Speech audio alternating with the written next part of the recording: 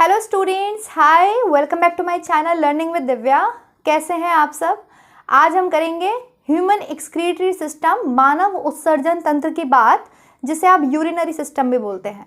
मैंने आपको काफ़ी सारी क्लासेस दी हैं और पढ़ाया भी है। ऐसा नहीं कि मैं आपको ये फर्स्ट टाइम पढ़ाने जा रही हूँ, बट हाँ, मैं आपको बोर्ड पर आज की बात करूँगी पहली बार। ठीक है, आज जो बोर्ड पर है वो क्लास नंबर 5 है और आज हम human excretory system, human urinary system की बात करेंगे। ओके, तो चलिए स्टार्ट कर लेते हैं students. Let's start the topic. और आप लोग जो है क्लास को लाइक कर दीजिएगा, सब्सक्राइब कर दीजिएगा, शेयर कर दीजिएगा चैनल को और मेरे साथ लाइव चैट में कनेक्ट हो जाइए, बिकॉज हम प्रीमियर करते हैं। ठीक है, चलिए स्टार्ट करते हैं। Give me a second guys.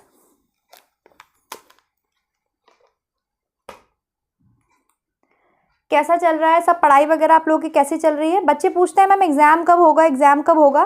तो एग्ज़ाम का तो अभी कोई भी आइडिया नहीं है, ऑफिशियल तो नोटिफिकेशन नहीं है। बाकी फर्जी तो आइडियाज़ निकलते रहते हैं, बट ऑफिशियली अभी कोई भी नोटिफिकेशन नहीं है। ठीक है, तो मैं तो अभी बिल्कुल नहीं बता सकती, क्योंकि मैं तो जब तक ऑफिशियल नोटिफिकेशन नहीं आएगा आपको नहीं बता सकती कि कब एग्ज़ाम होगा।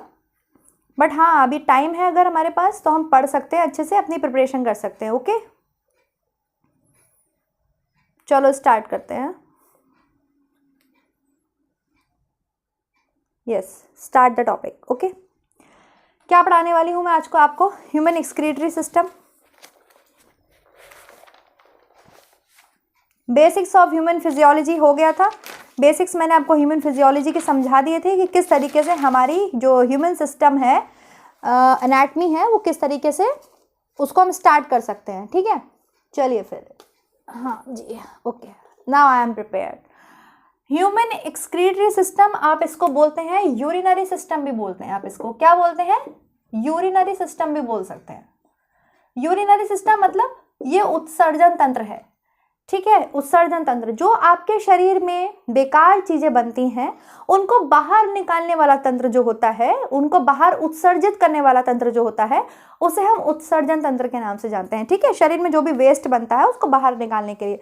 सबसे पहले इसकी लोकेशन देख लेते हैं, ये कहाँ लोकेटेड है।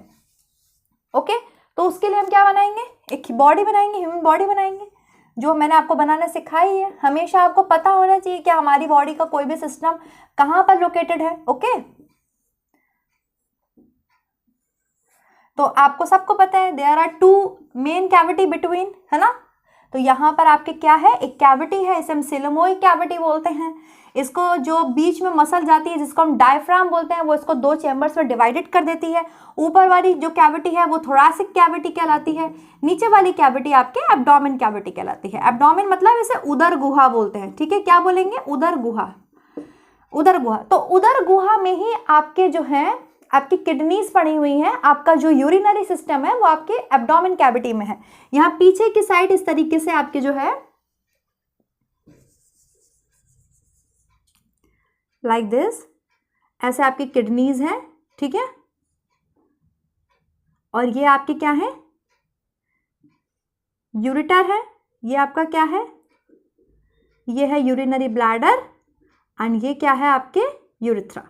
ये क्या है आपके यूरिथ्रा, समथिंग लाइक दिस। इस तरीके से आपके कहाँ पर है एक्सक्रीटरी सिस्टम, यूरिनरी सिस्टम, आपके एब्डोमेन कैविटी में प्रेजेंट है।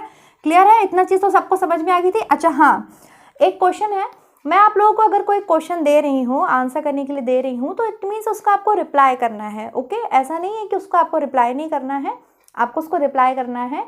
कहाँ करना है, टेलीग्राम पर आप नहीं कर सकते, वहाँ पर वो फंक्शन मेरे पास नहीं है कि मैं कमेंट बॉक्स में कमेंट जो है ओपन कर सकूँ। उसके कुछ रीजंस हैं, और जो है आप जो वीडियो में मैंने आपको, अगर मान लीजिए आज के टॉपिक का कोई मैं क्वेश्चन आपसे पूछती हूँ, तो आप इसके वीडियो के कमेंट बॉक्स में ही जाकर के उसका आंसर कर सकते हैं। आंसर किया करिए, मुझे बार बार कहना ना पड़े। जो बच्चे पढ़ रहे हैं वो तो आंसर करते ही हैं, लेकिन कुछ को तो कोई मतलब ही नहीं है। तो ये मैं अपने लिए नहीं करवा रही हूँ, ठीक है, नॉट फॉर मी, ये मेरे लिए नहीं है। अगर मैंने आपको कोई क्वेश्चन दिया तो आप मुझे सॉल्व करके नहीं बता रहे हो, आपको होमवर्क दिया है, मुझे आपको सॉल्व करके मुझे बताना है, बाकी आपकी मर्जी है। चलिए कोई बात नहीं। कहाँ पर है आपके जो ह्यूमन एक्सक्रीटरी सिस्टम है, आपके एब्डोमेन कैविटी में है। ये चीज़ आप लिख लीजिए, ये चीज़ क्लियर होनी चाहिए। चलिए आगे बढ़ते हैं।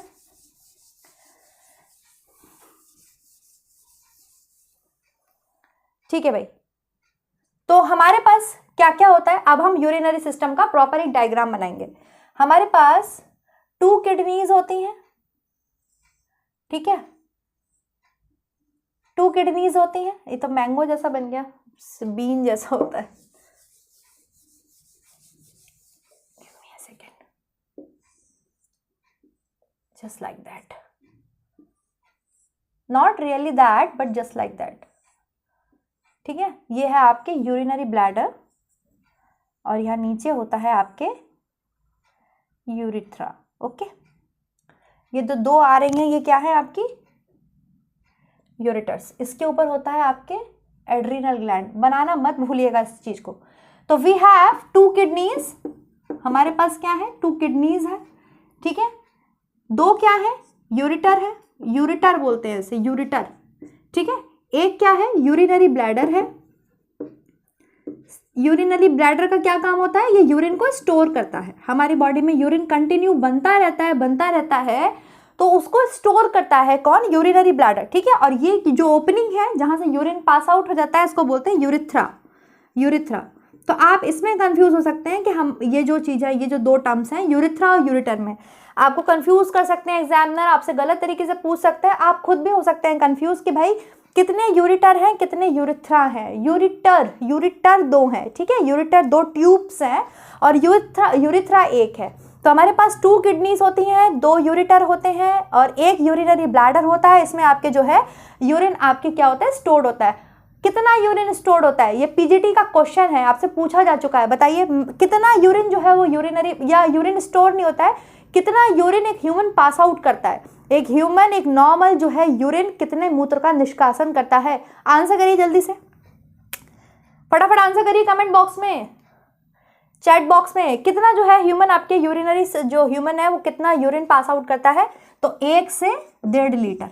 कितना करता है, 1 से 1.5 लीटर जो है आपके यूरिन एक दिन में आपके जो है आदमी जो ह्यूमंस होते हैं वो क्या करते हैं, निष्कासित करते हैं। 1 से 1.5 लीटर यूरिन कहाँ पर आपके भरा रहता है ह्यूमंस में, किस ऑर्गन में भरा रहता है, तो यूरिनरी ब्लैडर में बनता है।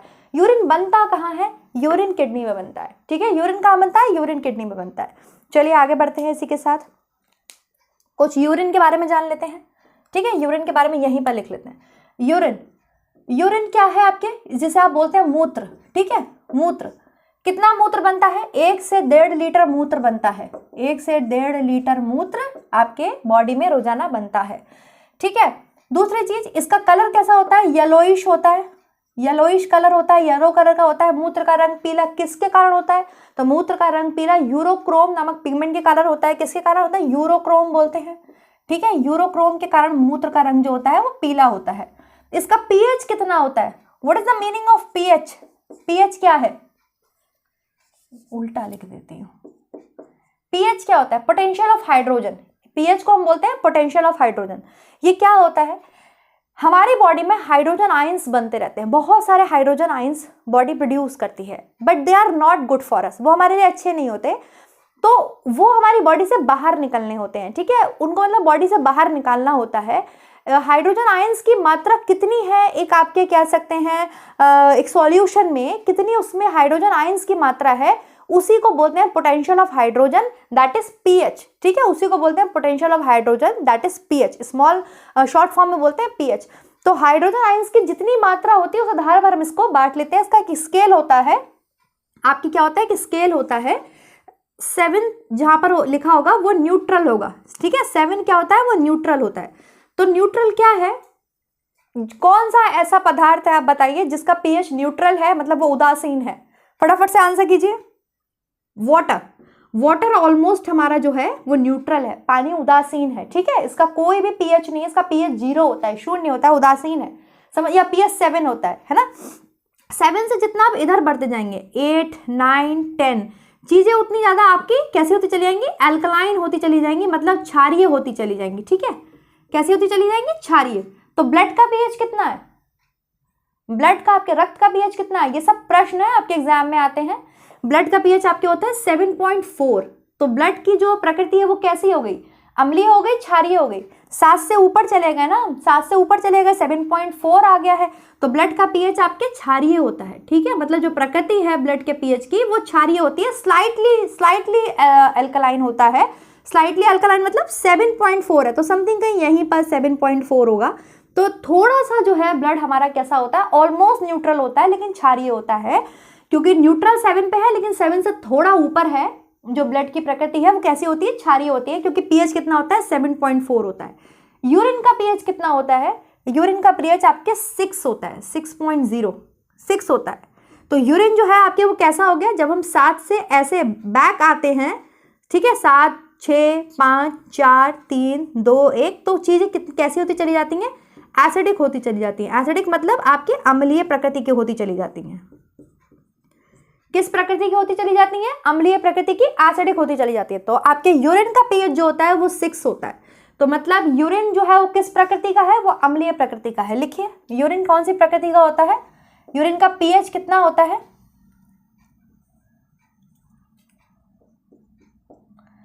6 होता है, ठीक है, और इसकी प्रकृति कैसी होती है, अम्लीय होती है। लिख लीजिए ये सब पहले आप लोग।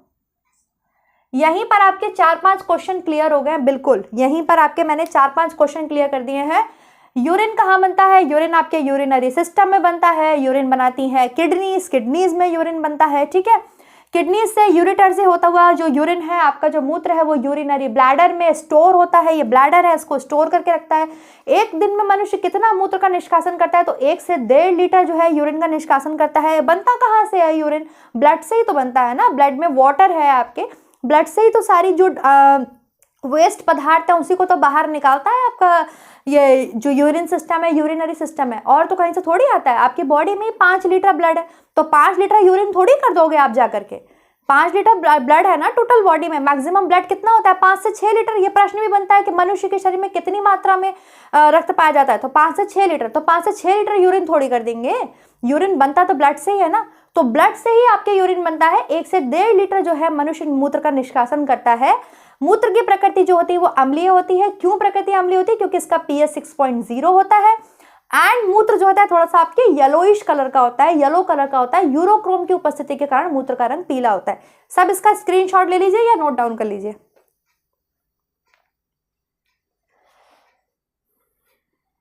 हाँ ठीक है, हो गया इतना। अच्छा, दूसरी चीज, यूरिन में आपके स्मेल होती है। यूरिन में आपके स्मेल होती है। यूरिन में स्मेल होती है, किस चीज की स्मेल होती है, यूरिन में कैसी स्मेल आती है, यूरिन में बहुत ही तीखी स्मेल आती है अमोनिया के कारण। किसके कारण आती है, अमोनिया के कारण, ठीक है। एक्चुअल में यूरिन में अमोनिया नहीं होता, यूरिन में तो आपके यूरिया होता है। मैं यूरिन बोल रही हूँ, इट मीन्स मैं मूत्र की बात कर रही हूँ, ठीक है। यूरिन में बहुत तीखी गंध आती है, वो अमोनिया की वजह से आती है। यूरिन में अमोनिया नहीं होता है, लेकिन यूरिन में जो यूरिया होता है ना वो डिग्रेड होकर अमोनिया बन जाता है, ठीक है। अमोनिया की उपस्थिति के कारण या अमोनिया के कारण आपके यूरिन में बहुत तीखी स्मेल आती है, बहुत तीखी गंध आती है। आप पब्लिक टॉयलेट्स में जाओगे, अगर वहाँ पे सफाई नहीं है प्रॉपर तो आप वहाँ खड़े नहीं हो सकते, क्योंकि वहाँ पे अमोनिया की गंध आ रही होती है, ठीक है। अमोनिया एक बहुत तीखी स्मेल वाला सब्सटेंस है। तो इतनी चीज आप लोग को समझ में आ गई होगी, आई होप। पीएच हो गया, यूरिन का पीएच, ब्लड, मैंने ब्लड का पीएच आपसे पूछ लिया ना, ब्लड का पीएच कितना होता है, चलिए बताइए। मैं थोड़ा सा टाइम दूंगी बच्चों को। एक स्टूडेंट कह रही थी मैम आप जल्दी रफ कर देते हो, ठीक है। देखो पहली बार किया है तो थोड़ा सा जो है मुझे भी सीखने में टाइम लगेगा, है ना। अगर मैंने जल्दी रफ कर दिया तो अच्छी बात है, आपने मुझे बताया, मैं थोड़ा सा टाइम लेकर के रफ करूंगी ताकि आप स्क्रीनशॉट अच्छे से ले सको, ओके। हाँ, तो आप मुझे थोड़ा फटाफट से पीएच बता दीजिए। ब्लड का पीएच कितना होता है, पीएच ऑफ ब्लड बताइए कितना होता है, 7.4, ठीक है। आप अपने सलाइवा का पीएच बताइए कितना होता है। सलाइवा मतलब आपके मुंह में जो सलाइवा होता है ना, लार, उसका पीएच कितना होता है, जल्दी बताइए। सलाइवा का पीएच कितना होता है, 6.8। समझाया है आपको डाइजेस्टिव सिस्टम में मैंने, ये सब क्वेश्चन बनते हैं। 6.8, ठीक है। वाटर का पीएच बताइए कितना होता है, वाटर का पीएच, पानी का पीएच कितना होता है, 7। ऑलमोस्ट न्यूट्रल है वाटर हमारा, ना क्षारीय है ना अम्लीय है, न्यूट्रल है, तभी हम पी पाते हैं इसको, ठीक है। 7 होता है आपके। और किसका बचा, मैंने यूरिन का आपको बताया, यूरिन का पीएच कितना होता है, कितना होता है यूरिन का पीएच, 6.0, ठीक है। आपके 6.0 है, लगभग ये अम्लीय प्रकृति का है। सलाइवा भी आपका स्लाइटली अम्लीय प्रकृति का होता है, क्योंकि यहाँ पर 7 है, तो जब हम इधर आए 6, तो यहीं पे कहीं पर 6.8 होगा, है ना। तो हल्का सा आपके जो है ये अम्लीय प्रकृति का होता है, स्लाइटली, इसको आप बोल सकते हैं हल्का अम्लीय है। जैसे ब्लड का पीएच आपके हल्का क्षारीय है, वैसे ही सलाइवा का पीएच आपके हल्का अम्लीय है। और वहीं आपके स्टमक का पीएच बताइए, स्टमक का पीएच, स्टमक मतलब आपका पेट, आपका आमाशय, आपके उदर का पीएच कितना होता है, जल्दी बताइए। ये सब आप चीज़ें गलत नहीं कर सकते, क्योंकि बार बार फ्रीक्वेंटली मैं इसको रिपीट कराती रहती हूँ और आपको ये चीज़ें मैं समझाती रहती हूँ फ्रीक्वेंटली। कई बार रिवाइज करने से हमारी चीज़ें हमारे माइंड में बैठती हैं, हमको याद भी रहती है और समझ में भी आती है। यस, 1.8 होता है, इसका एक कारण है, बहुत एसिडिक होता है क्योंकि यहाँ पर HCl प्रेजेंट होता है, हाइड्रोक्लोरिक एसिड प्रेजेंट होता है, ठीक है, जिसकी वजह से आपके स्टमक का pH 1.8 होता है। वहीं आप बताइए इंटेस्टाइन का pH कितना होता है? इंटेस्टाइन का pH बताइए कितना होता है? इंटेस्टाइन, आपके स्मॉल इंटेस्टाइन, आपकी आंत का pH कितना होता है? आंत का pH आपके 7.8 होता है, क्षारीय होता है, क्षारीय होता है। क्यों क्षारीय होता है? पूरा रीजन आपको बताया हुआ है कि क्यों यहाँ पर क्षारीय होता है। ये फूड जो है, ये जो आपके काइम बन चुका है, बोलस, मुंह में बोलस होता है, फिर आपके काइम बन चुका होता है, काइम का pH 1.8 होता है, लेकिन इंटेस्टाइन और आपके पेनक्रियास वर्क नहीं करते। किस पर वर्क नहीं करते? एसिडिक फूड पर। तो इसको क्षारीय बनाता है बाइल, और आपके ब्रूनर्स ग्लैंड जो आपके इंटेस्टाइन में पाई जाती है वो इस फूड को क्षारीय बनाती हैं, फिर बाद में आपके काइल बनता है। ओके, तो ये सारे pH हैं, इसको नोट डाउन कीजिए बहुत तेजी के साथ।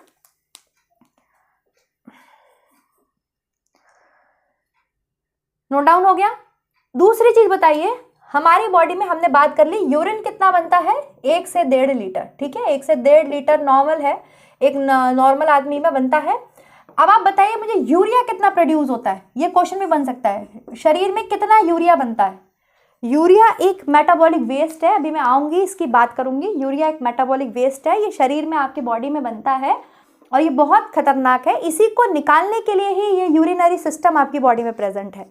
ये यूरिया शरीर से बाहर निकालने के लिए ही आपकी बॉडी में यूरिनरी सिस्टम है, आपके पास किडनीज हैं, आपकी यूरिन के थ्रू ये यूरिया बाहर निकलता है। तो कितना यूरिया बाहर निकलता है? 25 से 30 ग्राम। लिखिए, 25 से 30 ग्राम यूरिया जो है हमारा शरीर में बनता है और ये हमारी बॉडी से बाहर निकलता है। लिख लीजिए, 25 से 30 ग्राम पर डे यूरिया हमारी बॉडी में बनता है, और इसे हमारे शरीर से बाहर निकालने के लिए ही ह्यूमन एक्सक्रीटरी सिस्टम है, मानव उत्सर्जन तंत्र है। लिखिए, ठीक, समझ में आ गया सबको? इतनी चीज समझ में आ गई। चलिए अब सबसे पहले समझते हैं हम यूरिनरी सिस्टम में, एक्सक्रीटरी सिस्टम में ये यूरिया क्या है। क्या है ये यूरिया? मैंने बोला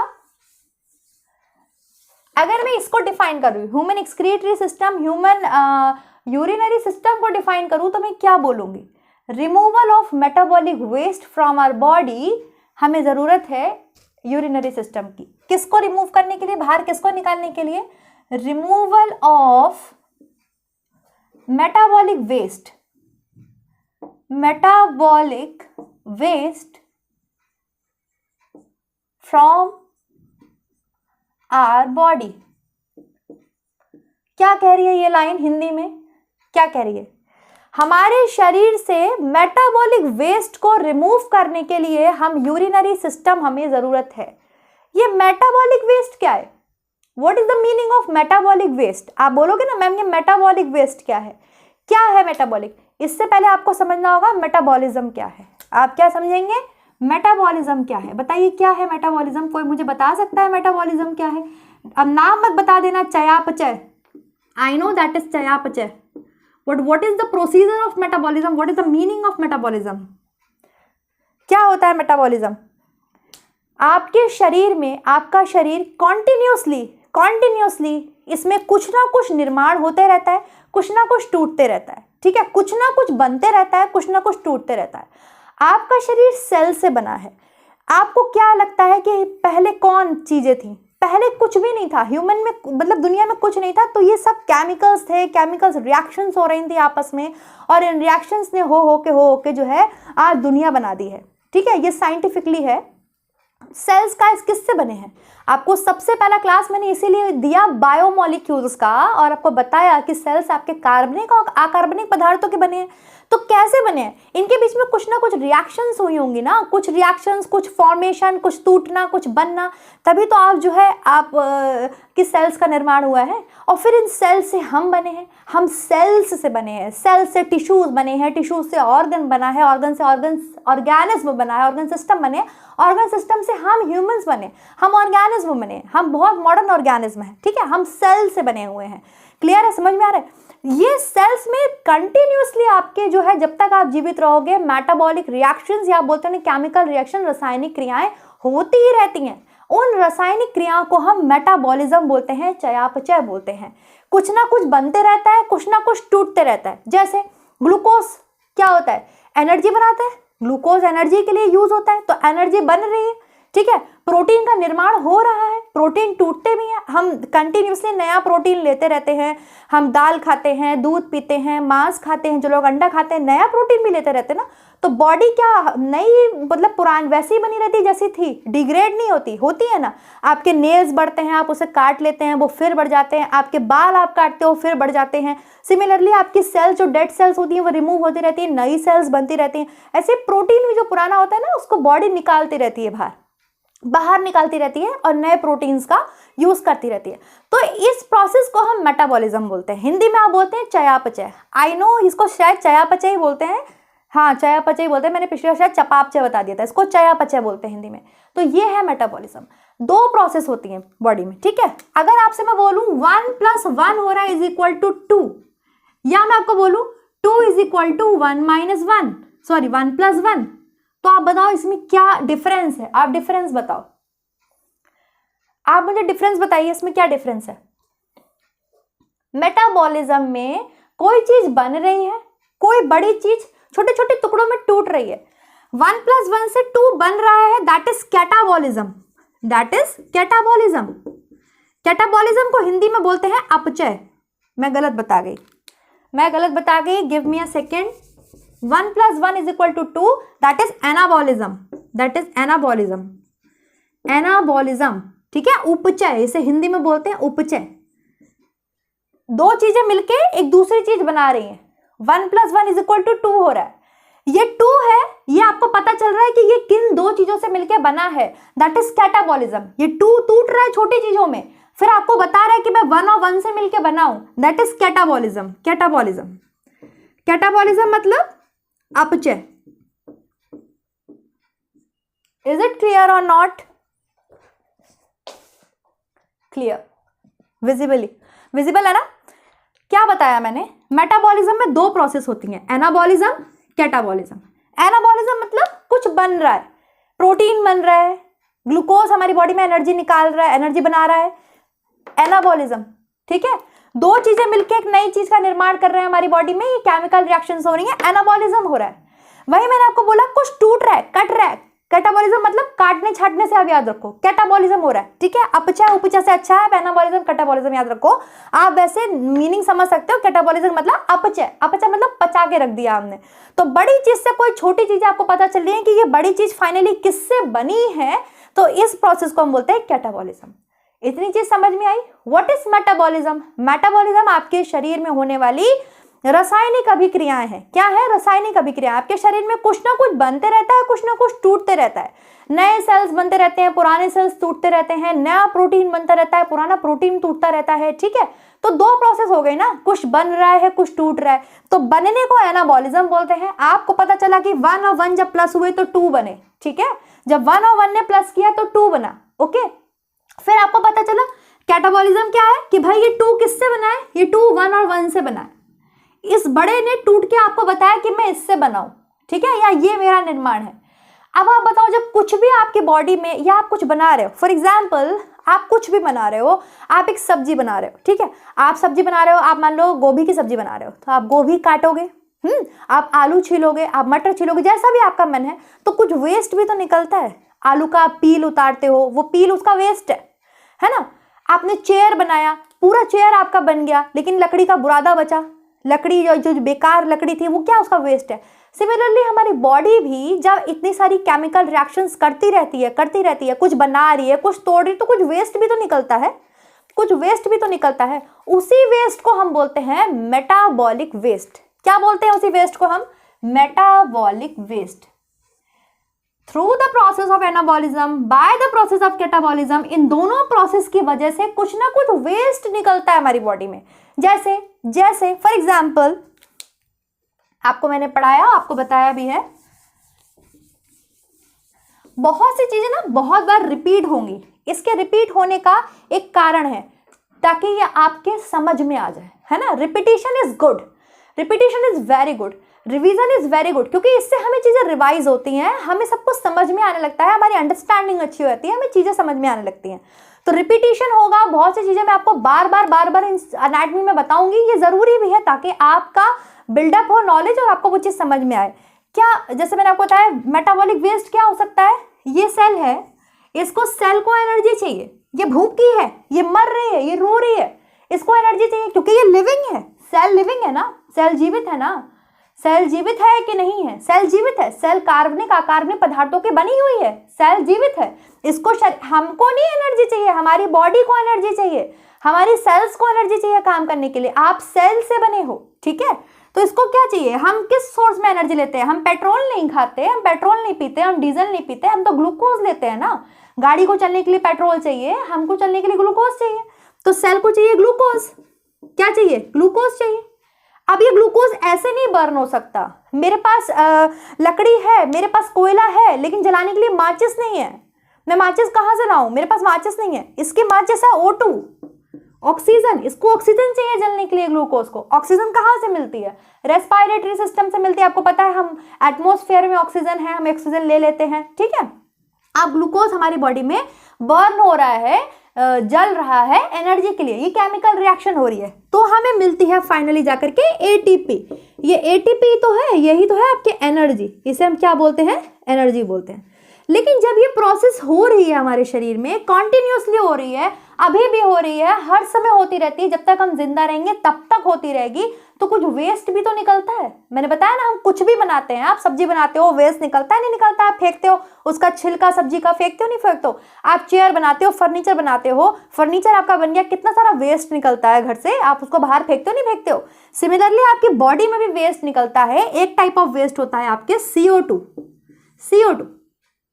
इस CO2 को हमारी बॉडी बाहर रिमूव कर देती है, ठीक है, इस CO2 को हमारी बॉडी बाहर रिमूव कर देती है। तो ये जाता कहाँ है, CO2 कहाँ जाता है, तो CO2 पहले तो बताओ मेटाबॉलिक वेस्ट है कि नहीं है, हाँ या ना में आंसर करिए। CO2 मेटाबॉलिक वेस्ट है या नहीं है, CO2 मेटाबॉलिक वेस्ट है, ये मेटाबॉलिज्म की वजह से तो हुआ।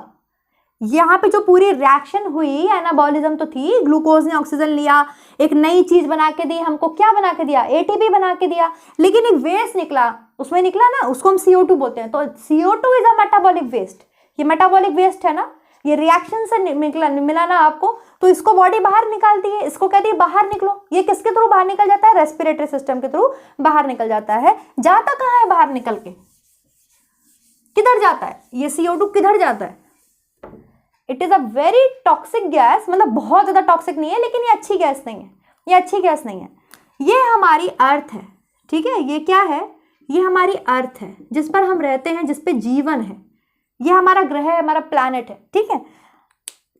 CO2 इस अर्थ के चारों ओर ब्लैंकेट बना लेता है, क्या बना लेता है, इस अर्थ के चारों ओर एक ब्लैंकेट बना लेता है, जिससे क्या होता है, जिससे ये जो सन है, सन की जो रेज हैं वो अर्थ तक आती हैं और फिर अर्थ से ये वापस नहीं जाने देता, CO2 इसको वापस नहीं जाने देती। क्यों, जरूरी भी है, हमारे अर्थ का टेम्परेचर मेंटेन करना जरूरी है ना, अर्थ का टेम्परेचर मेंटेन करने के लिए ये प्रोसेस भी जरूरी है। इस प्रोसेस को हम क्या बोलते हैं, आप सब जानते हैं, इस प्रोसेस को हम क्या बोलते हैं। सन की रेज आ रही हैं और CO2 उसको ट्रैप कर लेता है, वापस नहीं जाने देता, है ना, ट्रैप कर लेता है, क्योंकि जब सन की रेज आती हैं तो काफी सारी तो आपके बादलों में अब्जॉर्ब हो जाती हैं, कई जगह अब्जॉर्ब हो जाती हैं, मेरे समय दिमाग से निकल रहा है, कुछ हद तक सन की किरणें आपके अर्थ पर आती हैं, उसको ट्रैप करना जरूरी है to maintain temperature of earth, to maintain temperature of अर्थ,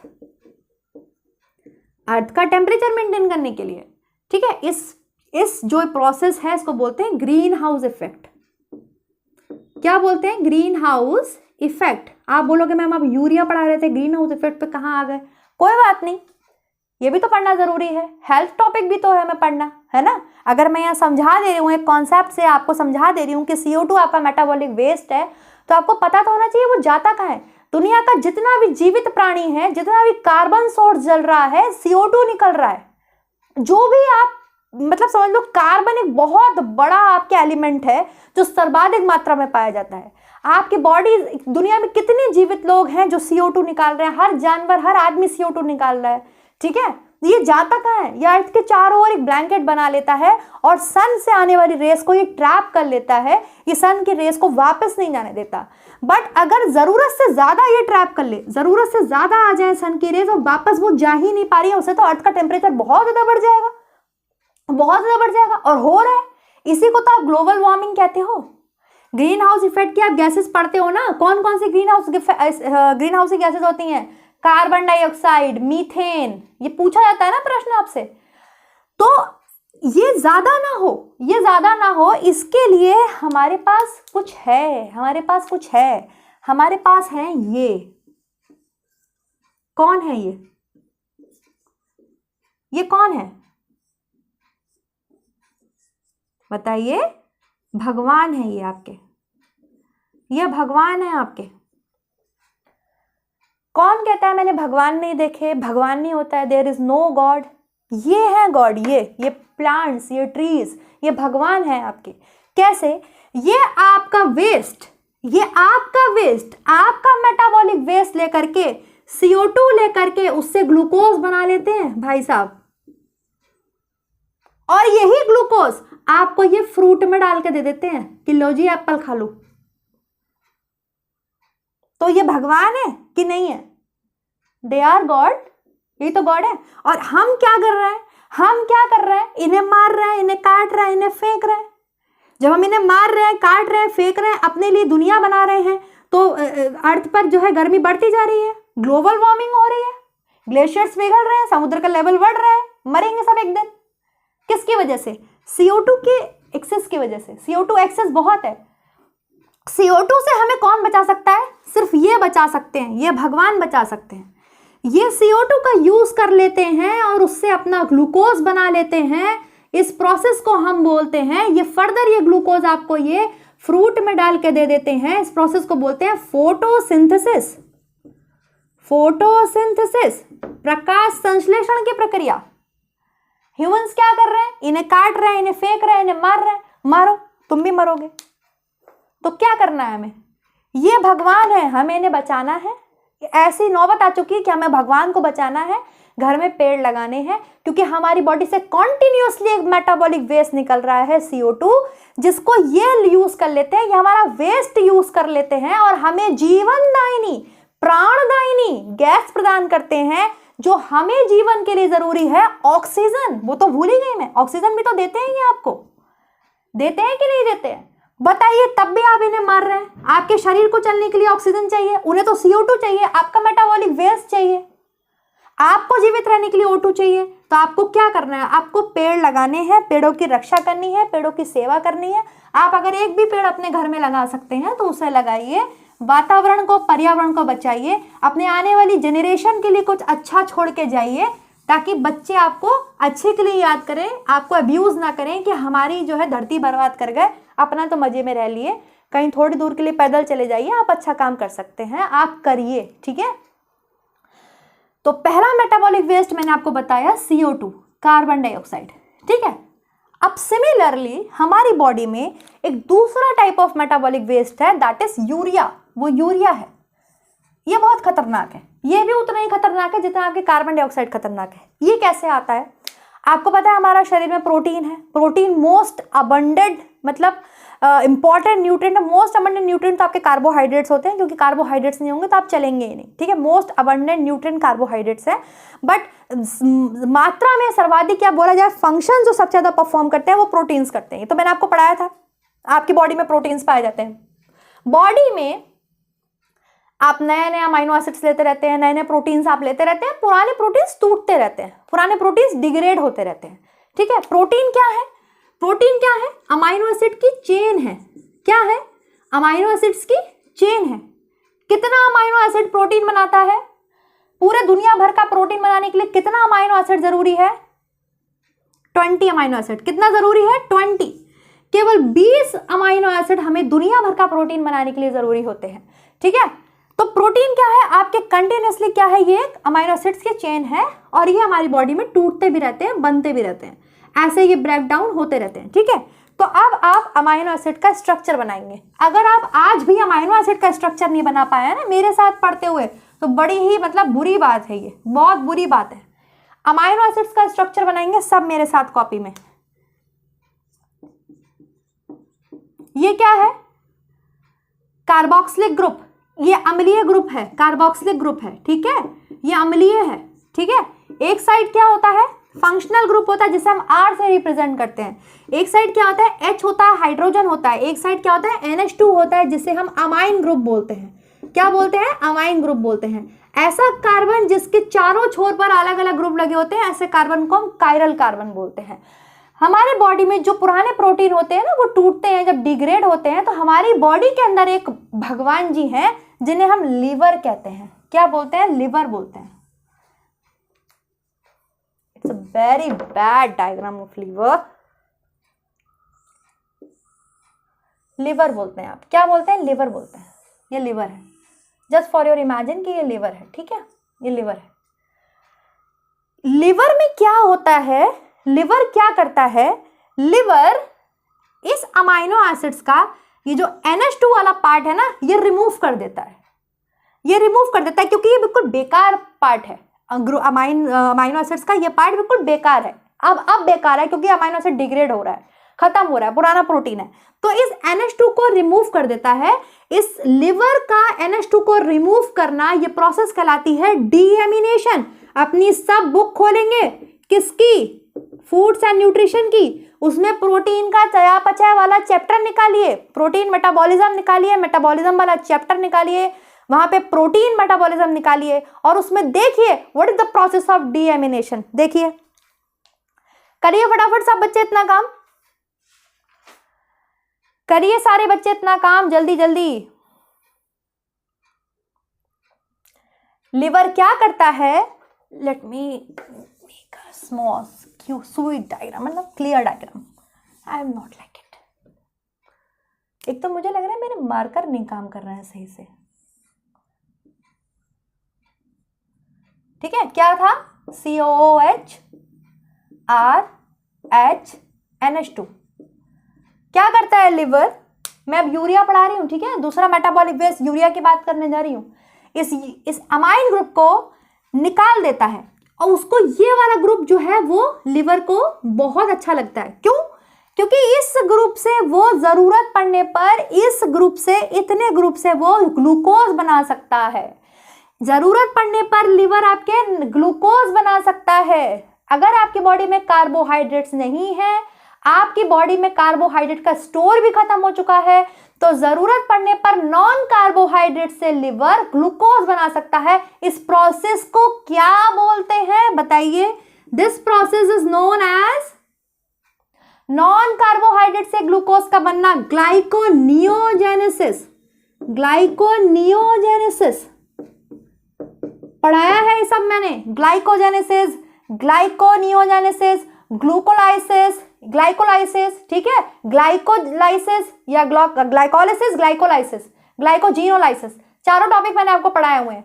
ये प्रोसेस क्या कहलाती है? ये नॉन कार्बोहाइड्रेट है ना, ये प्रोटीन है ना, जरूरत पड़ने पर, मैंने क्या बोला? जरूरत पड़ने पर लिवर इस ग्रुप से भी आपके क्या बना सकता है? ग्लूकोज बना सकता है। इस प्रोसेस को हम बोलते हैं, जब नॉन कार्बोहाइड्रेट हमारी बॉडी में ग्लूकोज के लिए टूटने लगते हैं, this process is known as gluconeogenesis. कुछ नया ही बना रहा है हमारा शरीर, हमारे लिवर कुछ नया ही बना रहे, प्रोटीन से एनर्जी दे रहे हैं हमारी बॉडी को। क्यों? क्योंकि कार्बोहाइड्रेट है ही नहीं प्रोटीन को एनर्जी देने के लिए, तो प्रोटीन टूटने लगा एनर्जी के लिए। इस प्रोसेस को हम ग्लूकोनियोजेनेसिस बोलते हैं। जरूरी नहीं प्रोटीन ही टूटे, अगर फैट भी टूटेंगे ना एनर्जी के लिए, वो प्रोसेस भी आपकी क्या कहलाएगी? अगर फैट ग्लूकोज के लिए टूट रहा है बॉडी में, ग्लूकोनियोजेनेसिस। क्या कहलाएगी? ग्लूकोनियोजेनेसिस। ये प्रोसेस क्या हुई? ये प्रोसेस होती है डीएमिनेशन। अमाइन ग्रुप जो है इसको हटा देता है लिवर, इस प्रोसेस को हम बोलते हैं डीएमिनेशन। हिंदी में भी डीएमिनेशन बोलते हैं। अब ये भी तो सेल से बना हुआ है, लिवर भी तो सेल से बना हुआ है। लिवर की सेल्स को क्या बोलते हैं? क्या नाम होता है लिवर की सेल्स का? हेपेटोसाइट्स। लिवर भी तो आपके भैया सेल्स का बना हुआ है, बिल्कुल, ये भी तो सेल का बना है, और ये सब कुछ सेल में ही चल रहा है, ये सब कुछ लिवर की सेल्स में ही चल रहा है, ठीक है। तो यहां पर भी CO2 बनेगी, यहां पर भी CO2 निकलेगी। तो जब ये अमाइन ग्रुप निकलता है ना, तो यहां से एक चीज निकलती है अमोनिया। लिवर उस अमोनिया को यूरिया में कन्वर्ट कर देता है, लिवर अमोनिया को यूरिया में कन्वर्ट कर देता है, क्योंकि अमोनिया बहुत टॉक्सिक होता है बॉडी के लिए, तो यूरिया में कन्वर्ट कर देता है। तो यहाँ पर आपके जो है यूरिया, मतलब यहाँ पर जो अमाइन ग्रुप है ये NH2 है, इसके साथ CO2 मिलकर ये एक साइकिल में चले जाते हैं जो लीवर के अंदर चलती है। इस साइकिल को हम बोलते हैं यूरिया साइकिल। क्या बोलते हैं? Urea cycle. इसके स्टेप्स हैं, जब कभी यूरिया साइकिल पढ़ाऊंगी तब इसके स्टेप बता दूंगी। मैंने क्या बताया कि जो भी पुराना अमाइनो एसिड होता है जब वो हमारी बॉडी में बेकार होता है, खत्म हो रहा होता है, तो हमारी बॉडी कहती है जो इसका जरूरी चीज है ना वो रख लो, वो रख लो, वो मत वेस्ट करो। हमारी बॉडी फालतू नहीं है, हमारी बॉडी कभी भी फालतू चीजों को वेस्ट नहीं करती, वो रख लेती है, जमा कर लेती है। तो लिवर में जब ये चीज जाती है तो लिवर का सेल्स क्या करती हैं, इसमें से अमाइन ग्रुप हटा देती हैं। ये अमाइनो एसिड है ना, अमाइनो एसिड से अमाइन ग्रुप को तोड़ देती हैं। इस प्रोसेस को हम डीएमिनेशन बोलते हैं, और जरूरत पड़ने पे इस वाले ग्रुप से वो ग्लूकोज भी बना सकते हैं। इस प्रोसेस को हम ग्लूकोनियोजेनेसिस बोलते हैं। Am I clear? अब क्या होता है, ये जो अमाइन ग्रुप गया तो लिवर क्या करे इसका, हम यहाँ पे सेल्स है, लिवर की सेल्स है, सबका लिवर की सेल में ही हो रहा है, तो लिवर की सेल्स भी तो CO2 बनाएंगी, मेटाबॉलिक वेस्ट बनाएंगी, CO2 बनाएंगी, बिल्कुल बनाएंगी। तो ये अमाइन ग्रुप और ये CO2 ये दोनों मिलके एक साइकिल चलती है लिवर के अंदर, जिसे हम यूरिया साइकिल बोलते हैं, उसमें चले जाते हैं और फाइनली लिवर जो है बनाता है यूरिया। फाइनली लिवर क्या बनाता है? यूरिया। तो यूरिया कहाँ बनता है? बच्चे बोलेंगे कोई किडनी में बनते हैं, एग्जामिनर किडनी बना देगा आपकी, ठीक है। यूरिया लिवर में बनता है, किडनी में नहीं बनता। किडनी रिस्पॉन्सिबल है यूरिया को आपकी बॉडी से बाहर निकालने के लिए। इसी मेटाबॉलिक वेस्ट को आपकी बॉडी से बाहर निकालने के लिए आपके पास यूरिनरी सिस्टम है, यूरिनरी सिस्टम है, जिसे आप ह्यूमन एक्सक्रीटरी सिस्टम या उत्सर्जन तंत्र के नाम से जानते हैं। आप बोलोगे क्या मैडम सिर्फ यूरिया निकलता है? जी नहीं, ब्लड में जितनी भी खराब चीजें होती हैं, CO2 तो उसके थ्रू बाहर निकल जाता है, लंग्स के थ्रू, बाकी यूरिया के अलावा अगर और भी कुछ मेटाबॉलिक वेस्ट, जरूरी नहीं शरीर में केवल ये 2 ही मेटाबॉलिक वेस्ट बनते हैं, मैंने आपको 2 बता दिए, CO2 यूरिया, तो बस यही बनते हैं, कसम खा के यही बनेंगे, ऐसा नहीं होता, बहुत सी चीजें बनती हैं। किडनी जो है ब्लड में से सब कुछ खींच लेता है और यूरिन के थ्रू बाहर निकाल देता है, कहता है बाहर निकल जा हमारे शरीर से, हमारा शरीर गंदा कर रहा है। जो 25 से 30 ग्राम यूरिया बनता है ना, क्यों बनता है? प्रोटीन्स की वजह से बनता है यूरिया। प्रोटीन का अंतिम उत्पाद करके क्वेश्चन भी आया था, क्या बनता है? यूरिया। यूरिया कहाँ बनता है? यूरिया लिवर में बनता है। यूरिया साइकिल कहाँ चलती है? यूरिया साइकिल लिवर में चलती है। लिवर की सेल्स को क्या बोलते हैं? लिवर की सेल्स को हेपाटोसाइट्स बोलते हैं। लिवर क्या है? Largest gland of the body है, शरीर की सबसे बड़ी ग्रंथि है, नॉट अंतःस्रावी ग्रंथि है, हैशटैग है, ध्यान रखिएगा। अंतःस्रावी ग्रंथि में और शरीर की सबसे बड़ी ग्रंथि में। आप लोग बहुत कंफ्यूज होते हो, बहुत गलत आंसर करते हो, 10 बार पढ़ाने के बाद भी आप लोग आंसर गलत करते हो। I don't know why. जैसे मैंने पूछा है, लेटेस्ट कल पूछा है ना ऑक्सीटोसिन वाला, 50% गलत करते हैं, पता नहीं क्यों करते हैं। फिलहाल इसी आप समझ लीजिए, आप इसका स्क्रीनशॉट ले सकते हैं अगर आप लेना चाहें, और लिखना चाहो तो लिख भी लेना। समझ में आई ये चीज?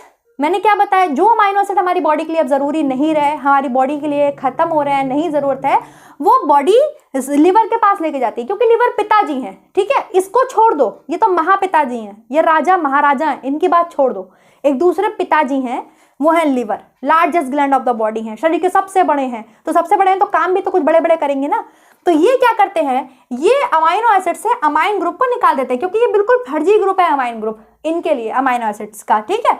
अमाइन ग्रुप निकाल देते हैं और इस वाले ग्रुप से जरूरत पड़ने पर, हैशटैग लगा लेना, जरूरत पड़ने पर, ठीक है, ये ग्लूकोज बना सकते हैं। प्रोटीन से ग्लूकोज नहीं बनाना चाहिए, कीटोन्स बॉडी बनती हैं, वर्स्ट कंडीशन है कि आपकी बॉडी प्रोटीन से ग्लूकोज बना रही है, नहीं बनाना चाहिए, ठीक है। लेकिन ये बना सकते हैं जरूरत पड़ने पर, जरूरत पड़ने पर प्रोटीन से भी ग्लूकोज बना सकता है, कौन? लिवर। इस प्रोसेस को हम ग्लाइकोनियोजेनेसिस बोलते हैं। नॉन कार्बोहाइड्रेट्स हमारी बॉडी में ग्लूकोज बना रहे हैं, ठीक है, ये कार्बोहाइड्रेट थोड़ी है, प्रोटीन। अच्छा, तो ये जो अमाइन ग्रुप है, ये जो बेकार ग्रुप है, इसमें भी CO2 निकल रही है, इसकी भी तो सेल्स सांस लेंगी, इसकी भी तो सेल्स ग्लूकोज जलाएंगी, ऑक्सीजन लेकर के CO2 निकालेंगी, ये दोनों मिल जाते हैं, कहते हैं वाह दोनों मेटाबॉलिक वेस्ट है, आ जाओ साथ में आ जाएं, चलते हैं एक साइकिल में। दोनों एक साइकिल में चले जाते हैं, इन्हें पता ही नहीं हमारे साइकिल में हम कूच दिए जाएंगे। इस साइकिल को बोलते हैं यूरिया साइकिल। दोनों समझते हैं जाइंट व्हील है, चलो बैठ के घूमेंगे, चलो गोल गोल घूमेंगे, दोनों घूमने चले जाते हैं यूरिया साइकिल में। यूरिया साइकिल में इनकी ऐसी की तैसी हो जाती है, बन जाता है यूरिया। क्या बन जाता है? यूरिया। कितना यूरिया बनता है? 25 से 30 ग्राम यूरिया बॉडी के अंदर बनता है। इस यूरिया को लिवर नहीं निकाल सकता। लिवर में यूरिया बनता है, अमोनिया का यूरिया में कन्वर्शन होता है लिवर में, यूरिया साइकिल चलती है लिवर में, लेकिन ये निकाल नहीं सकता, ये निकलेगा एक्सक्रीटरी सिस्टम के थ्रू। ठीक है, समझ में आई इतनी चीज? Give me a second.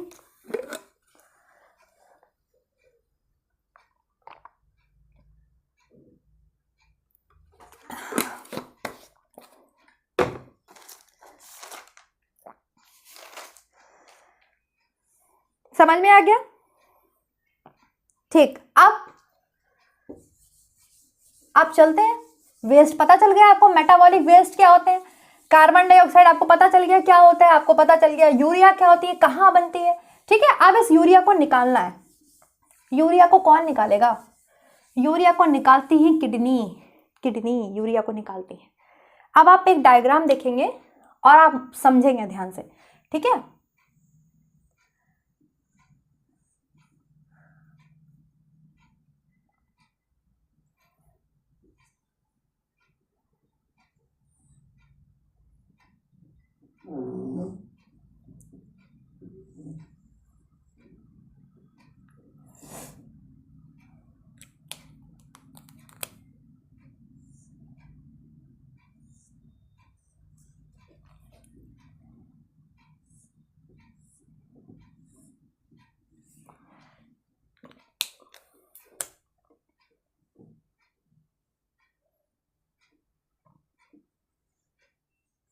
Red colour actually मेरा खराब हो चुका है। रेड कलर 2 बार मार्कर बदल के लाई, दोनों बार उसे दुकानदार ने खराब दिया मुझे, और मैंने जानबूझ के रेड लिया था कि मुझे पता था मुझे एनाटॉमी पढ़ानी है, और फिर भी मेरा रेड कलर नहीं चल रहा है।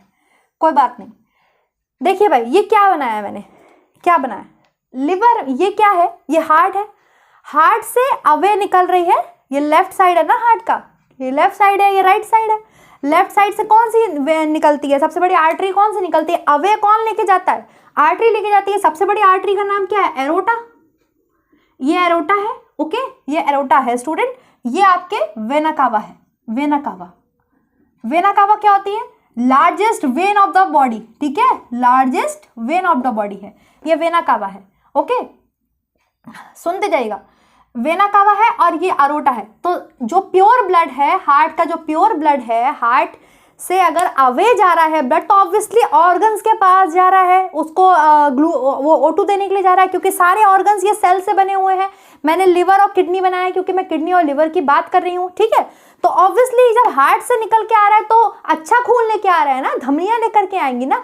तो क्या आपके, जो मैंने आपको 1000 बार समझाई ये चीज, कि जो टंकी होती है नगर पालिका की, उसके जो पाइप्स होते हैं, क्या वही आपके घर में आ जाते हैं? ऐसा नहीं होता ना, वो बहुत बड़ा पाइप होता है, फिर छोटे छोटे पाइप्स आपके घर में आते हैं और उसमें से पानी आपके घर में आता है। ठीक है, फिर हर घर के पानी का आप लगा लेते, अरे ये तो शर्मा जी का पाइप है, अरे ये तो मिश्रा जी का पाइप है, अरे ये खन्ना जी का पाइप है, ऐसे बोलते हो कि नहीं बोलते हो? तो ऐसे ही हमारे शरीर की टंकी है, हमारे शरीर की टंकी है जो ब्लड को या पानी आप समझिए निकालती है, वो है आपके हार्ट। ठीक है, हार्ट से जो नली जो है या बोलो जो पाइप है, उसको एरोटा बोलते हैं, जो ऑक्सीजनेटेड ब्लड लेके जाती है, लेकिन फर्दर ऑर्गन में जाकर के ये बट जाती है। जैसे शर्मा जी के घर में शर्मा जी का पाइप चला गया, मिश्रा जी के घर में मिश्रा जी का पाइप चला गया, तो ऐसे ही ये अरोटा आपके आर्टरीज में बट जाती है। तो जो आर्टरी लिवर को, ये लिवर है, ठीक है, ये आपके किडनी है, तो जो आर्टरी आपके लिवर को ब्लड देगी उसका नाम क्या होगा? उसका नाम क्या होगा? Hepatic artery. ये है हेपेटिक आर्टरी, ये हेपेटिक आर्टरी है। ठीक है, अभी मैं बता रही हूं मैंने क्यों बनाया डायग्राम। अब एक आर्टरी किडनी को भी तो देगी ब्लड, किडनी को भी तो एक आर्टरी ब्लड देगी, इसका नाम क्या होगा? Renal artery. क्या नाम होगा? Renal artery. क्यों? क्योंकि किडनी को रेनल के नाम से बोला जाता है, एनाटॉमिकली नेम है किडनी का रेनल। ठीक है, वैसे ही लिवर का नाम होता है एनाटॉमिकली, आप फिजियोलॉजी में हेपेटिक बोलते हैं इसको, हेपेटिक आर्टरी। इसको लिवर आर्टरी नहीं बोलते हैं, इसको किडनी आर्टरी नहीं बोलते हैं, इसका नाम है हेपेटिक आर्टरी। क्यों? क्योंकि हेपेटोसाइट्स लिवर की सेल्स को बोला जाता है, जैसे आपके न्यूरॉन्स बोला जाता है दिमाग के सेल को, वैसे ही आपके लिवर की सेल को हेपेटोसाइट्स बोला जाता है। तो इसमें जो आर्टरी इसको खून देने के लिए आ रही है, शुद्ध खून देने के लिए आ रही है, उसका नाम है हेपेटिक आर्टरी। एक बड़ा सा पाइप है, मोटा सा, वो है अरोटा। इतना बड़ा नहीं होता, इतना मोटा होता है, वो अरोटा है। लेकिन अरोटा फर्दर आपके डिवाइड हो जाता है, हर ऑर्गन में जाता है ना, हर ऑर्गन में जाएगा ना ऑक्सीजन लेके, तुम भी ले लो, तुम भी ले लो, तुम भी ले लो, तुम भी ले लो, सबको ऑक्सीजन देने के लिए जाएगा ना। तो सबको ऑक्सीजन देने वाली जो आर्टरी है उनके नाम अलग हो जाते हैं। ये एक रहेगी अरोटा, ठीक है, ये एक रहेगी वेना कावा। अब ये क्या है, इसका नाम क्या होगा? ये देखो जनरली यूजुअली मैं मान लो हार्ट हूं, मैं ब्लड दे रही हूँ सबको, मैं ब्लड दे रही हूँ सबको, मैंने आपको सबको ब्लड दिया काम करने के लिए, ठीक है, आपने सबने क्या करा, ब्लड में से ऑक्सीजन ले ली। तो अब आप मुझे वापस क्या करोगे, आप मुझे क्या वापस करोगे? डीऑक्सीजनेटेड ब्लड तो वापस करोगे, क्योंकि आपने ऑक्सीजन ले लिया, आपको काम करने के लिए ऑक्सीजन चाहिए थी। तो जनरली जब वापस जाएगा ना ब्लड हार्ट के पास, जब आप वापस जाओगे ना, मेरे पास वापस आओगे ना, मैम मुझे और दे दो ऑक्सीजन, तो आप खाली तो आओगे, वो ब्लड खाली तो होगा, वो डीऑक्सीजनेटेड तो होगा। मेरे बात तो समझ रहे हो ना? मैं ये कहना चाह रही हूँ जनरली जब ऑर्गन से वापस आएगा ना हार्ट के पास ब्लड, तो वो डीऑक्सीजनेटेड होगा, क्योंकि सारी ऑक्सीजन छुन चुकी है ब्लड से, सारी ऑक्सीजन यूज कर ली, सारे सेल्स ने ऑक्सीजन खा ली, लाओ लाओ लाओ हमें एनर्जी बनानी है, सबने खा ली। तो अब जो ब्लड वापस जाएगा हार्ट के पास वो बिल्कुल खाली होगा, होगा ना, खाली होगा ना। तो ये वेन है, इसका नाम क्या होगा? Renal vein. क्या होगा? रीनल वेन, ठीक है, ये वेन है। और इसका नाम क्या होगा? इसका नाम होगा हेपेटिक पोर्टल वेन। अब आप बोलोगे मैम आपने इसको केवल हेपेटिक वेन क्यों नहीं लिखा?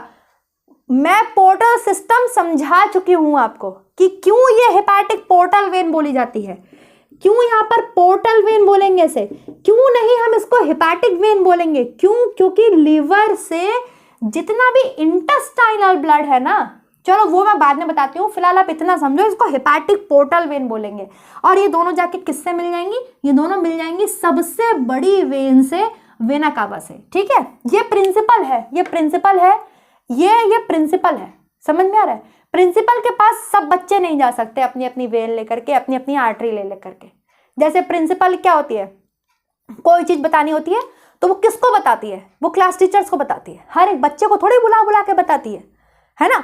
क्लास टीचर्स फिर बच्चों को बताते हैं, क्लास टीचर भी मॉनिटर्स को बताते हैं, मॉनिटर्स फिर अपने आगे फर्दर जो है उसको कन्वे कर देते हैं मैसेज को, है ना। लेकिन प्रिंसिपल तक हर आदमी नहीं जाता। ऐसे ही ये प्रिंसिपल है, ठीक है, ये प्रिंसिपल है। सारी आर्टरी इसमें नहीं जाएंगी, यहाँ से जो आर्टरी आ रही है ये जो है अरोटा, ये बट जाती है खून देने के लिए, अच्छा खून देने के लिए हर ऑर्गन में, और ये जो है सारी वापस जाती हैं, ये वेना कावा से जाती हैं, हार्ट के पास वेना कावा जाएगी, ठीक है। और हार्ट से निकलेगी कौन सी? अरोटा, जो सबसे बड़ी आर्टरी है। और सबसे बड़ी वेन जो सबका दुनिया भर का खून लेके हार्ट के पास आएगी वो है वेना कावा, ठीक है। तो अब आप मुझे बताइए कि यूरिया कहाँ बनता है, किधर बनता है यूरिया, किधर बनता है, जल्दी बताइए। ये डायग्राम मैंने इसीलिए बनाया है, बताइए यूरिया कहाँ बनता है? यूरिया लीवर में बनता है, बिल्कुल यूरिया लीवर में बनता है। अब लिवर से यूरिया नहीं निकल सकता और आपका पूरा ब्लड कॉन्टिन्यूसली ऐसे सर्कुलेट हो रहा है, ठीक है, सर्कुलेट हो रहा है, आपका पूरा ब्लड सर्कुलेट हो रहा है, हार्ट ब्लड को सर्कुलेट कर रहा है। ऐसे ऐसे सर्कुलेट नहीं होता है, ऐसे सर्कुलेट हो रहा है, ठीक है, सर्कुलेट हो रहा है। तो ये यूरिया जो है ये भी आराम से सर्कुलेट हो रही है, खूब सर्कुलेट हो रही है, धिन धिन धिन धिन धिन धिन धिन सर्कुलेट हो रही है, मजे में घूम रहा है, मजे में। हार्ट को हम जा रहे हैं, हम जा रहे हैं, कर लो कुछ हमारा। हार्ट कहता है बेटा रुको, नीचे है कोई जो तुम्हें करेगा सही, घूमो घूमो घूमो खूब घूमो। हार्ट को जीभ दिखाता हुआ, लिवर को जीभ दिखाती हुई यूरिया घूम रही है पूरी बॉडी में। ये जो ब्लैक ब्लैक डॉट है ये यूरिया है। कह रही क्या कर लोगे मीरा, क्या कर लोगे मीरा। हार्ट कहता है ठीक बेटा घूमो, नीचे कोई है जो तुम्हें बताएगा, जो तुम्हें बताएगा। कौन है? किडनी है। किडनी कहती है इधर आओ, ध्यान से देखिएगा, ध्यान से।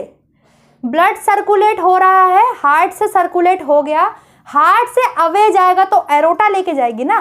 तो ये जो यूरिया है ये एरोटा से होती हुई रेनल आर्टरी से होती हुई किडनी में आती है, क्योंकि किडनी को क्या चाहिए काम करने के लिए? ऑक्सीजन चाहिए ना।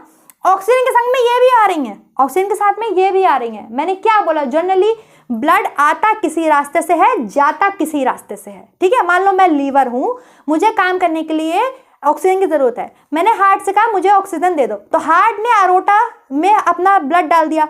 अब एरोटा थोड़ी आएगी मेरे पास, एरोटा इतनी मोटी है वो थोड़ी आएगी मेरे पास, उसकी ब्रांचेस हैं, वो तो पंप है ना, बड़ी टंकी है ना, बड़ी टंकी का उसमें जो है आपके पाइप है ना, तो वो फर्दर पाइप्स में डिवाइड हो गया है। तो मेरे पास जो पाइप आएगा उसका नाम है हेपेटिक आर्टरी, मेरे को ऑक्सीजन मिल गई, मेरी सेल्स ने काम कर लिया, मेरी सेल्स के अंदर यूरिया डीएमिनेशन हो गया, यूरिया बन गया। अब मेरी सेल्स में यूरिया बन गया तो मैं वापस अरोटा से थोड़ी जाऊंगी हार्ट के पास, आर्टरी से थोड़ी जाऊंगी, मैं तो वेन से जाऊंगी ना, क्योंकि ब्लड तो ऐसे सर्कुलेट हो रहा है ना, ऐसे ऐसे नहीं हो रहा, इसलिए मैंने ये डांस करके दिखाया। समझ में आ रहा है? इधर नहीं जाएगा, आर्टरी से नहीं जाएगा, ब्लड तो वेन से होता हुआ जाएगा। तभी तो वेन्स में आपके वाल्व पाए जाते हैं। क्यों वेन्स में वाल्व पाए जाते हैं? ताकि ब्लड ऊपर को ही जाए, नीचे को धक्का ना खा जाए। नीचे को धक्का चला गया तो वापस ऑर्गन्स में गंदी चीज या डीऑक्सीजनेटेड ब्लड चला जाएगा, नुकसान हो जाएगा। भगवान ने एक फ्लो बनाया है, तुम्हें ऐसे ही चलना है, ऐसे नहीं चलोगे या अपनी मर्जी से नहीं चले जाओगे। एक रास्ता है उसकी जिंदगी का, उसकी दुनिया में एक रास्ता है, उसी रास्ते में चलना है आपको जब तक जीवित रहना है। आपकी तरह नहीं कहीं भी यू टर्न मार लिया, कहीं भी साइड से चल लिए, कहीं भी निकल लिए, फाटक बंद है फिर भी निकल लिए, ऐसा नहीं होता है अंदर की दुनिया में। ठीक है, तो एक रास्ता है। तो यूजुअली मैं ये कहना चाह रही हूँ, जब ऑर्गन से ब्लड निकलेगा ना तो वो कैसा निकलेगा? डीऑक्सीजनेटेड। तो यूरिया डीऑक्सीजनेटेड ब्लड के थ्रू पूरी बॉडी में घूम रही है, आराम से लीवर को चढ़ाते हुए निकल गया, हार्ट को चढ़ाते हुए निकल गया। लेकिन इसने पकड़ लिया, ये बोला अभी रुको तुम्हें बता रहे हैं। इसने ऑक्सीजन तो ली यहाँ से रेनल आर्टरी से, इसको भी निकाल दिया, पूरी यूरिया को निकाल के, और यूरिनरी ब्लैडर से यूरिन के थ्रू बाहर निकाल दिया। समझ में आई ये चीज? अब आप मेरा आंसर करिए। अब बनता है ना क्वेश्चन पूछने वाला, वो कौन सी वो है आपके ब्लड वेसल, इनमें से सबके नाम आपको दिख रहे हैं। ये वेना कावा है, ये इंफीरियर वेना कावा है, चलो ये भी लिख देती हूँ, इंफीरियर वेना कावा है, क्योंकि ये नीचे से वापस लेके आ रही है ब्लड को, सुपीरियर नहीं है, नीचे से ब्लड को वापस लेके आ रही है। ये एरोटा है, एरोटा एरोटा ही रहती है। ठीक है, ये हेपेटिक आर्टरी है जो लंग्स को, सॉरी लीवर को खून दे रही है, उस आर्टरी का नाम है हेपेटिक आर्टरी। ठीक है, और जो किडनी को खून दे रही है उसका नाम है रेनल आर्टरी। जो किडनी का खून लेके जा रही है वो है रेनल वेन, और जो आपके लिवर का खून लेके जा रही है वो है हेपेटिक पोर्टल वेन। क्यों है ये पोर्टल वेन, अभी मैं बात करूंगी।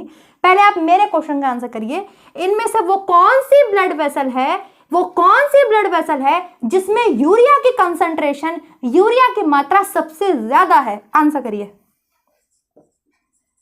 यूरिया की मात्रा सबसे ज्यादा है किसमें? जल्दी बताइए, आंसर करिए बहुत तेजी के साथ, दिमाग लगा के, कॉपी मत कर लेना, ये डायग्राम सामने बना हुआ है। आंसर करिए।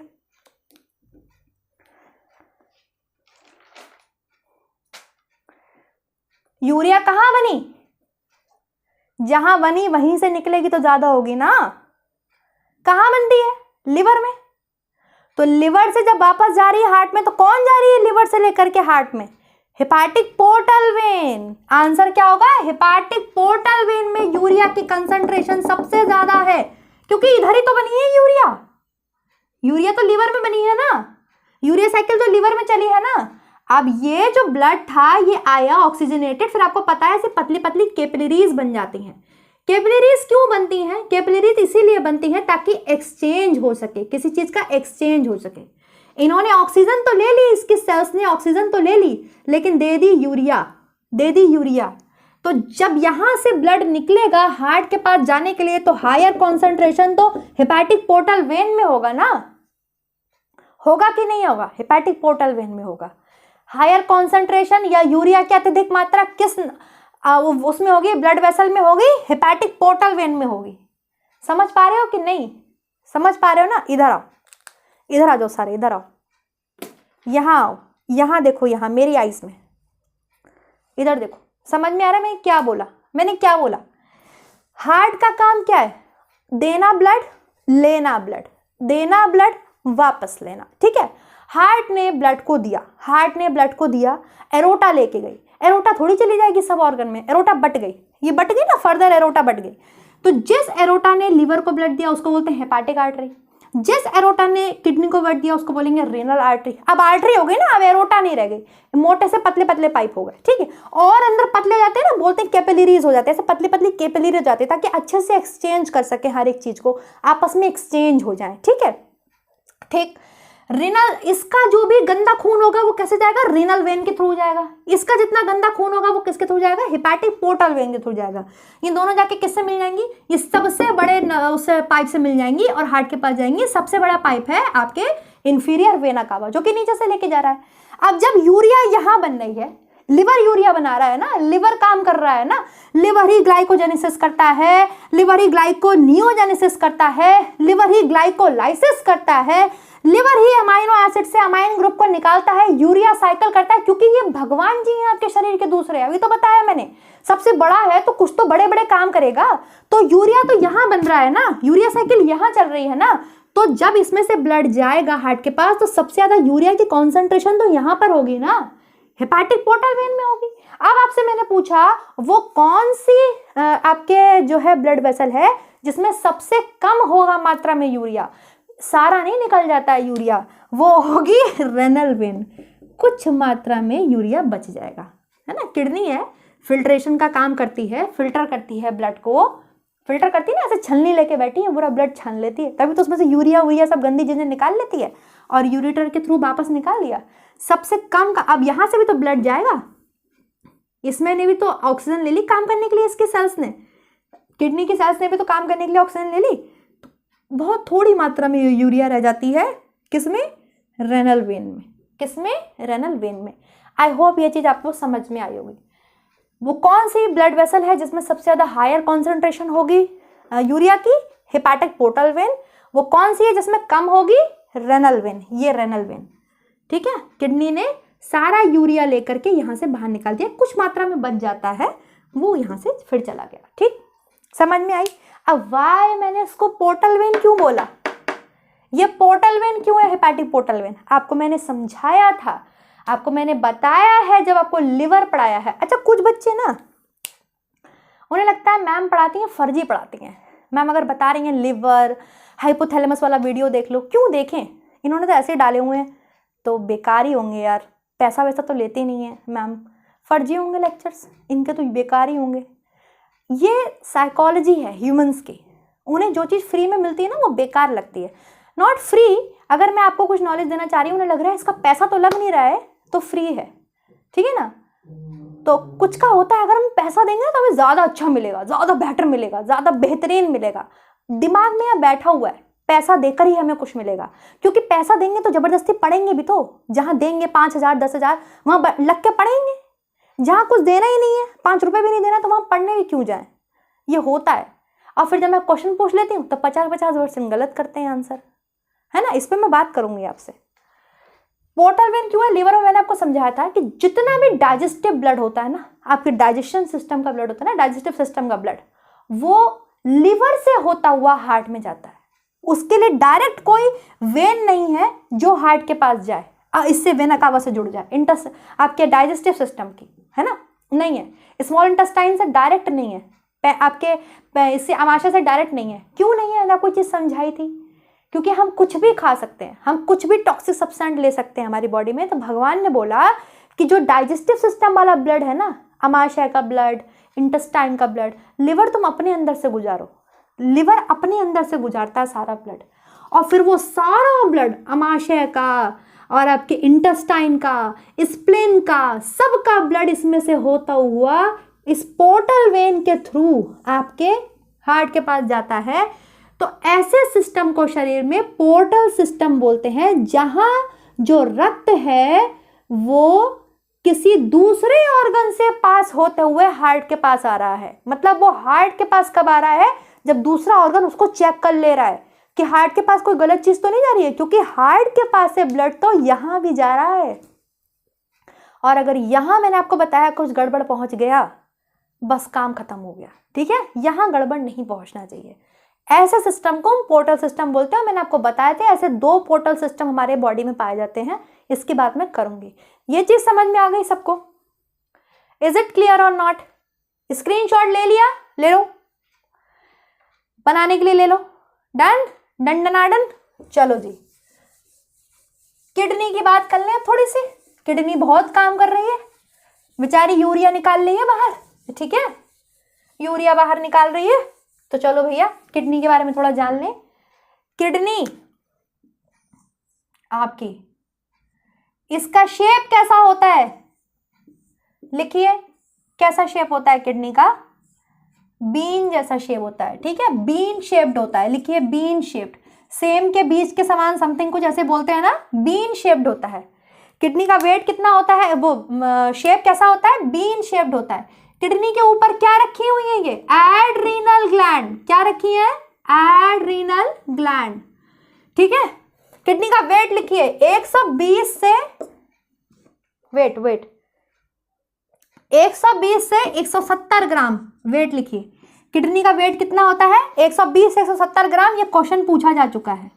किडनी का वेट कितना होता है, 120 से 170 ग्राम, ठीक है। कैसा शेप होता है, बीन शेप, सेम के बीज के जैसा इसका जो है शेप होता है, ठीक है। कलर कैसा होता है, रेडिश ब्राउन, लिखिए रेडिश ब्राउन, रेडिश ब्राउन इसका कलर होता है, ठीक है। ठीक, लिख लिया सबने, कलर कैसा होता है, रेडिश ब्राउन होता है ना। हाँ, इसके विड्थ लिखिए, इसकी लंबाई लिखिए, इसकी लंबाई लेंथ लिखिए 10 से 12 सेंटीमीटर, लिखिए 10 से 12 सेंटीमीटर, फटाफट लिखिए। इसकी विड्थ लिखिए, चौड़ाई लिखिए, चौड़ाई है 5 से 7 सेंटीमीटर, 5 से 7 सेंटीमीटर इसकी चौड़ाई है, लिखिए। और इसकी मोटाई भी होती है, थिकनेस भी होती है, इसकी मोटाई भी होती है ना, ऐसे इसकी मोटाई भी होती है। तो मोटाई लिखिए 2 से 3 सेंटीमीटर, 2 से 3 सेंटीमीटर इसकी मोटाई होती है, थिकनेस होती है, थिकनेस लिखिए। ये सब क्वेश्चन पेपर में आने वाला है, लिखिए। मतलब यही नहीं आएगा लेकिन पूछा जाता है। लंबाई कितनी, 10 से 12 सेंटीमीटर, चौड़ाई कितनी, 5 से 7 सेंटीमीटर, मोटाई कितनी, 2 से 3 सेंटीमीटर।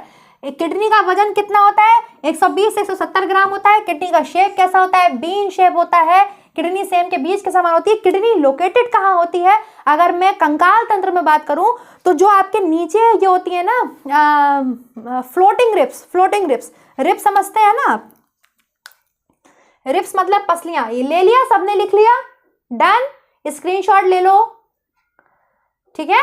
चलो, किडनी कहाँ होती है, किडनी आपके, मैंने आपको बताया एब्डोमिनल कैविटी में होती है, वो तो बात कैविटी में हो गई। लेकिन अगर मैं आपसे बात करूं रिब्स की, तो अगर मैं आपके रिब्स की बात करूं, समथिंग ऐसे ही तो होते हैं, भूत जैसे। तो ये वर्टिब्री होती हैं, पीछे वर्टिबल कॉलम बोलते हैं, जिसे रीढ़ की हड्डी बोलते हैं, ठीक है। ऐसे समथिंग वर्टिब्री होती है। आगे स्टर्नम बोन होती है, आगे ये स्टर्नम बोन होती है। तो ऐसे रिब्स आके लगती है ना पीछे से, ऐसे ही तो रिब्स आके लगती है। 24 रिब्स होती हैं, 12 जोड़े होते हैं। इसमें जो 2 होती है ना, वो ऐसे फ्लोटिंग होती हैं, लाइक दिस, ऐसे आगे स्टर्नम से नहीं जुड़ती। इन फ्लोटिंग रिब्स के बीच में ही आपकी किडनी होती है। अगर वर्टिब्री की बात करें तो फ्लोटिंग रिब्स जो है वो किसको सपोर्ट करती हैं, किसको प्रोटेक्ट करती हैं, ये फ्लोटिंग रिब्स आपके किडनी को प्रोटेक्ट करती हैं, ठीक है। किसको प्रोटेक्ट करती हैं, किडनी को प्रोटेक्ट करती हैं। अब बात करते हैं किडनी की structural and functional unit of kidney, that is the very favourite question of LT grade and PGT TGT। This is nephron. कौन होता है, नेफ्रॉन, NEPHRON। नेफ्रॉन वृक्क की संरचनात्मक और क्रियात्मक इकाई है। Let me draw the nephron.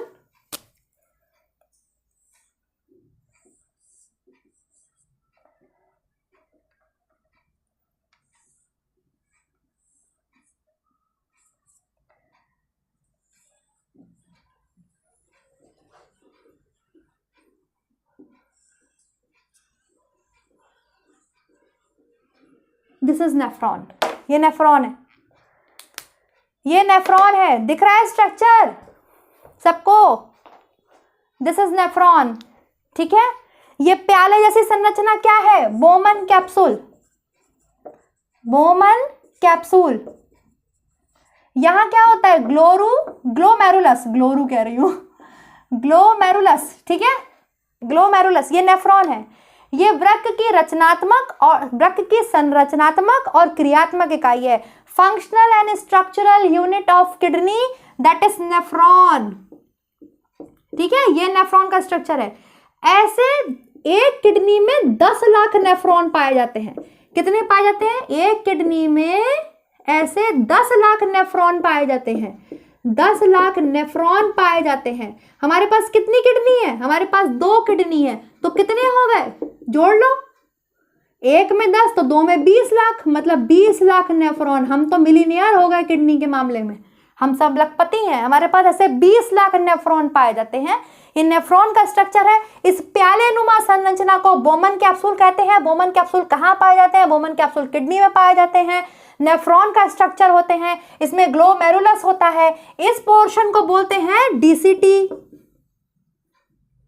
PCT, मेरा दिमाग खराब है, इसको बोलते हैं पीसीटी, इसको बोलते हैं डीसीटी, इस पोर्शन को, ठीक है। अभी इसकी फुल फॉर्म बता रही हूँ। ये एक लूप जैसा है, लूप जैसा है ना, एक लूप जैसा है, तो उसको बोलते हैं loop of Henle, loop of Henle, ठीक है। और ये पूरा क्या है? ये पूरा है नेफ्रॉन। ये पूरा क्या है? नेफ्रॉन। इंक खत्म हो गई है, मुझे लग रहा है इंक मंगानी पड़ेगी। ये पूरा क्या है? नेफ्रॉन। विजिबल है इतना स्टूडेंट्स, ठीक है। पीसीटी की फुल फॉर्म लिखो, प्रॉक्सिमल कोवुलेटेड ट्यूब्यूल। मुझे आज तक याद नहीं है, मैं पीसीटी डीसीटी याद रखती हूँ। प्रॉक्सिमल कॉन्वुलेटेड ट्यूब्यूल, बस मुझे पीसीटी डीसीटी याद है। ये पास में है तो पीसीटी, ये दूर है तो डीसीटी, ऐसे ही याद कर रखा है मैंने। इसका नाम है distal convoluted tubule. Distal, distal मतलब दूर होता है ना, distal convoluted tubule, tubule, PCT and DCT. अब इसका फंक्शन पढ़ेंगे हम कल, loop of Henle. Woman capsule आपको कल पढ़ाऊंगी, ठीक है। वोमन कैप्सूल, ये नेफ्रॉन आपको कल पढ़ाऊंगी।